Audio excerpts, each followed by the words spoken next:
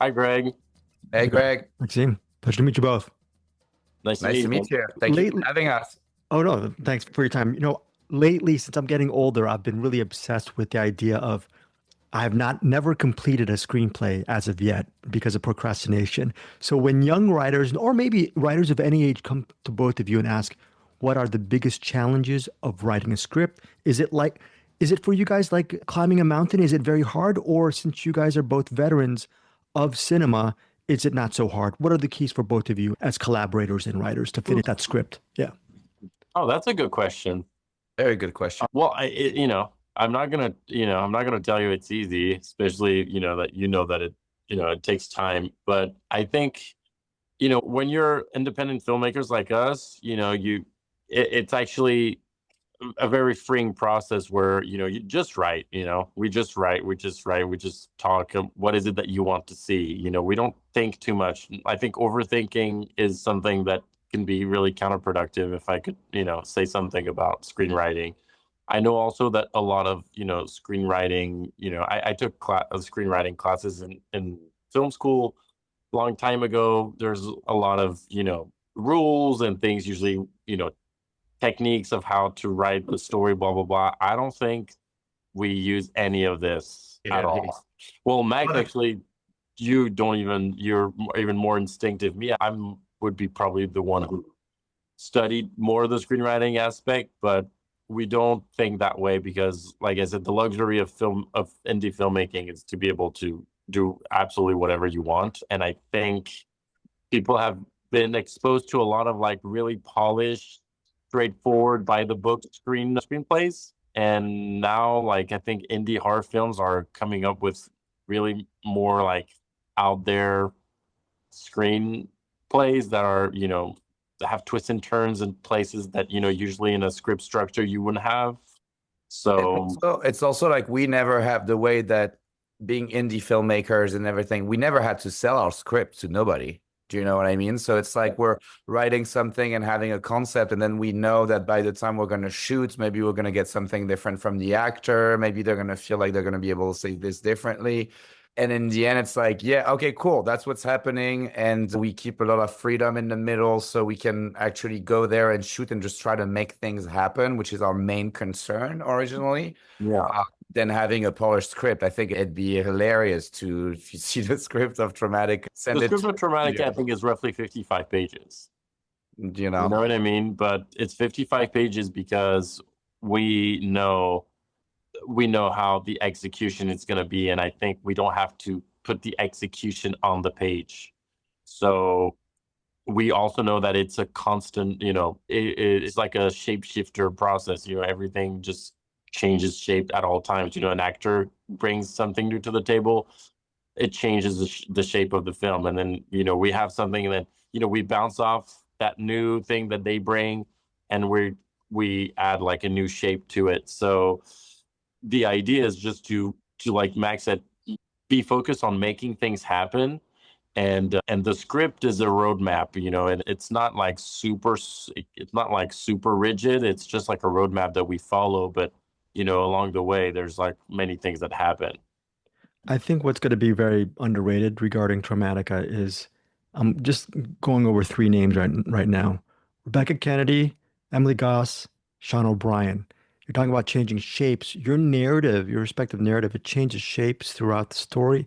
Can you guys speak to the fact that as far as just these just amazing locked in, underrated performances on a writing level, you're following so many different stories, which is great. But can you guys speak to the fact that you got some lead actors who have their own story, but they just do such a great job with their respective role. So Yeah, I agree. Thank you. They'll love the compliment. I think we could even add personally Susan Gale, who plays Jennifer Novak, in there. Yeah. But I'll start with Sean because I think Sean is my. I think Well, Sean plays such a big part on why the movie is so disturbing, why the movie is so, extreme.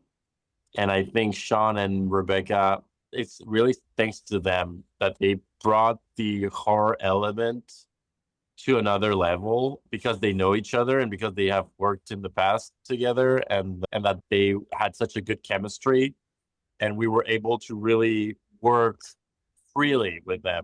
Sorry, I haven't done. So maybe Maxime, you want to say something about this?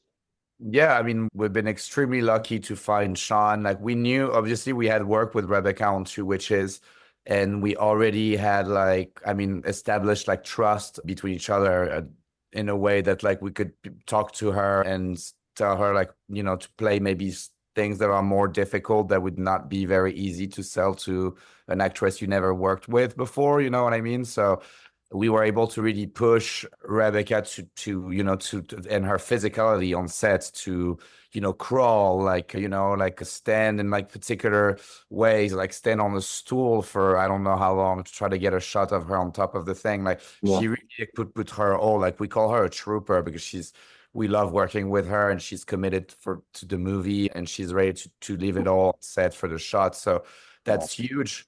And yeah, we just found some characters along the way, like Susan Gale Watts playing Jennifer Novak, which we think is an amazing performance and a crowd's favorite, like, at Yeah. this point. Just And really I'll say, everybody.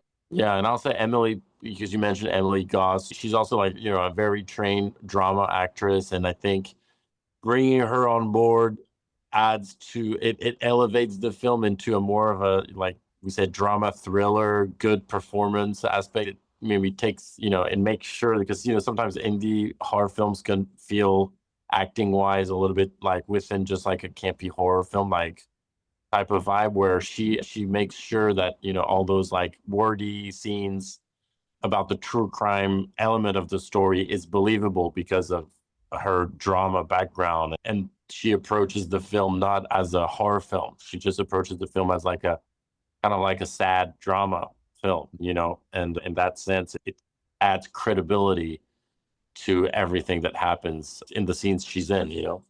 So I'm trying to draw this analogy where on my iPad, I have so many streamers and I can access so many films. But when I watch it on an iPad, I could see these movies and they're slick and whatnot, and I have easy access. But I love actually physical media because I can feel the movie, the disc, I'm putting it into the machine, and it feels very organic to me. Yeah. And I feel Traumatika has that same aesthetic. Can you guys speak to that as far as not making a slick horror film? It seems that you can really taste and feel your film, whether it's the practical effects or just the way you guys shoot it and the performances. Is that a part of your mutual aesthetic as far as making a horror film that people can feel, and as opposed to something that's very slick and maybe artificial? Yeah, totally. Way to say it. Well, I think you would probably think the same thing of Two Witches, where we had actually a really good physical release. I don't know if you've seen it, but physical, okay, well then you might like it. And we have a great physical release for Two Witches. We're on the same page as you. We're 90s babies where, we would love our VHS and our DVDs, and you said that. I'm happy you said that about our film, because we do that pretty much subconsciously, not consciously, but when we think of the films we love, especially, growing up in the 90s, having access to horror films, we would see them on like the Blockbuster rental or, buying DVD. So all the movies we think of were kind of like consumed that way. So it just naturally comes out, in our filmmaking, I would say.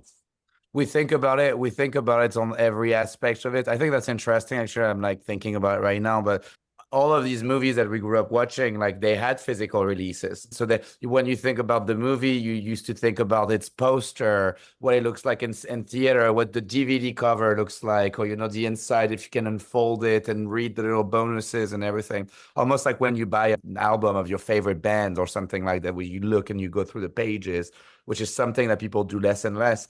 But when we make any Two Witches or this movie, when we make them, we always think about their packaging. When digital packaging, like not the one that you can't touch, which is like the way the fonts look in the movie, or how rolling credits are coming, and the physical side of like what the poster is going to look like. We haven't talked about having a physical release for Traumatika yet, but we'd love for it to be in the cards at some point, and we're hoping for it. But yeah, we're always thinking about packaging the movies like this because we're coming from that. Like, you got to touch it, you got to feel it. Well, I'm demanding a physical release for Traumatika #1. I'm going to definitely, after this, I'm going to go on Amazon or maybe my local DVD store and hunt down Two Witches. But I want to ask you guys, My main complaint regarding your movie is there's no Traumatika 2 immediately right around the corner. So is there, I know you guys are busy because I think without giving too much away, you can really build on this world. The antagonist or the creature is so mesmerizing to me. You have a great opening sequence. And I'm just wondering for you as collaborators, is there a possibility that you guys will continue this universe, or are you guys just so busy with other projects that you just can't return to it? No, I mean, we're open to it. We'll see how it goes. We'll see how the audience reacts to it. And like you said, there's so many possibilities in this universe that, we're definitely open to a sequel. We want people to want it also. And we've talked about ideas already and things like this. And we left doors open, even if they're not immediately obvious. There's few little doors that are left open in this movie. And so if the people want it, maybe we'll do it. Look, I think I'm not going to put too much of a fine point to Traumatika, but there's are social themes in this film regarding generational trauma. I also thought sort of a subtext, which I thought was interesting, is sort of our bloodlust for these murder crime documentaries.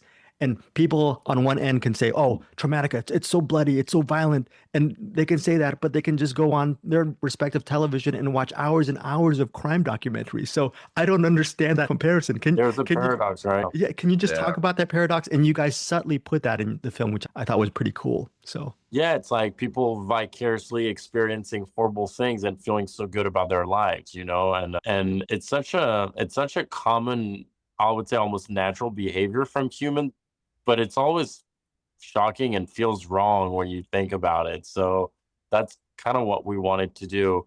That's kind of because it's also interesting because we make horror films.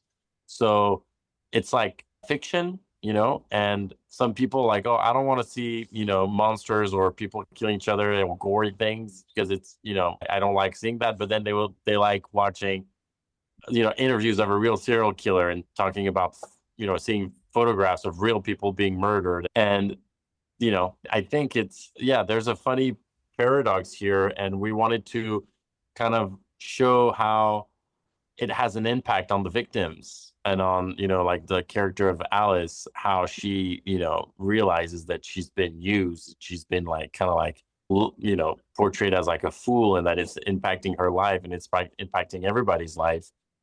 That, these bloodthirsty, kind of like reporters like Jennifer Novak is just feeding off of their misery, and I think a little bit of that is also, we were a little bit inspired by Gail Weathers from Scream. It's kind of like this character that everybody loves, but we know she's like have like really questionable morals, but we love her. And I think Jennifer Novak is kind of the same thing. I mean, so far the audience really likes her, but they love to hate her because she's horrible. She's actually way worse than Gail Weathers. But these characters exist in real life, and I think they're really fun to play with, and we can make a statement and try to show their lack of empathy that I think is a common theme nowadays in our society. Yeah. My final question for you guys is just right off the top of your head. Can each of you just pick one of your all-time favorite movies, and what is it about this movie that continues to inspire you as cinephiles and as filmmakers? And thank you for your time. Horror only? Anything. I might not go horror on this. Go. I'm wondering if I want to go horror or not. No, my all-time favorite movie is There Will Be Blood. What inspires me is everything, the acting, the cinematography, like the cast, everything is one of my favorite movie. I think in terms of performance and cinematography, there's little to nothing that gets as close to this. So I don't know. I just want to shoot my all-time favorite movie. Yeah.